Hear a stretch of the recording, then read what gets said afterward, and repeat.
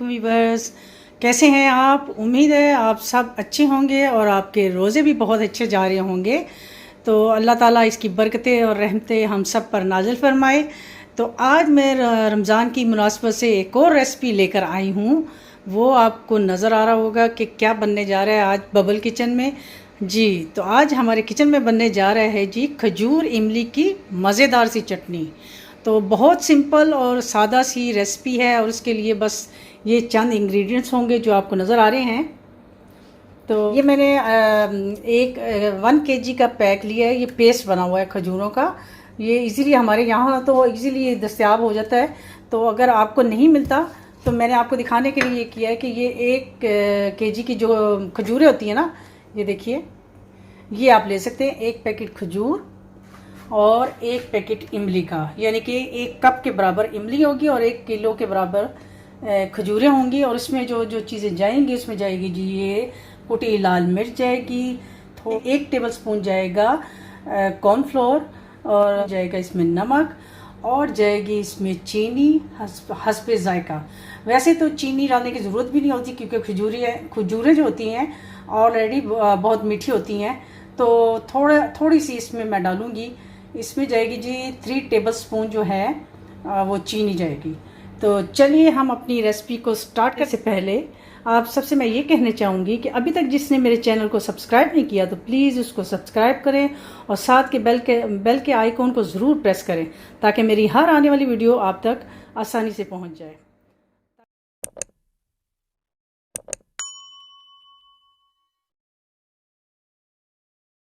तो चलिए हम अपनी रेसिपी को स्टार्ट करते हैं।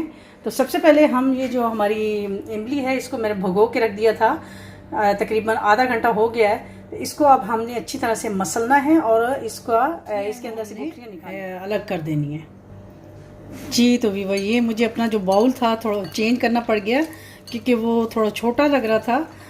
इसमें ये है कि ज़रा आसानी से इसको मसला जा रहा है और आप इसमें थोड़ा थोड़ा साथ में पानी भी डाल सकते हैं। अगर ये इसकी जो पेस्ट है वो अगर थिक हो रही है तो आप इसमें थोड़ा पानी भी ऐड कर सकते हैं जी। तो अब हम इसको करते हैं ग्राइंड। इसमें मैंने थोड़ा सा पानी डाला है ताकि ये आसानी से ग्राइंड हो जाए। पेस्ट है वो बन गया। अब मैं इसको छान लूँगी जी। अब हम इसको छलनी की मदद से इसको छान लेंगे इसमें।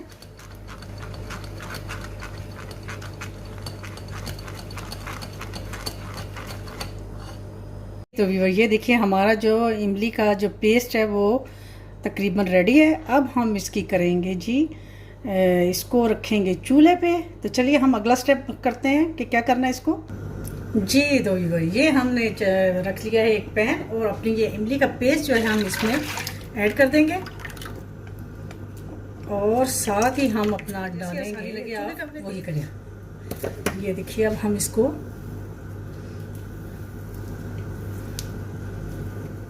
साथ ही अपने डाल दूंगी जी ये मसाले जो मैंने आपको बताए हुए थे। ये गई लाल मिर्च,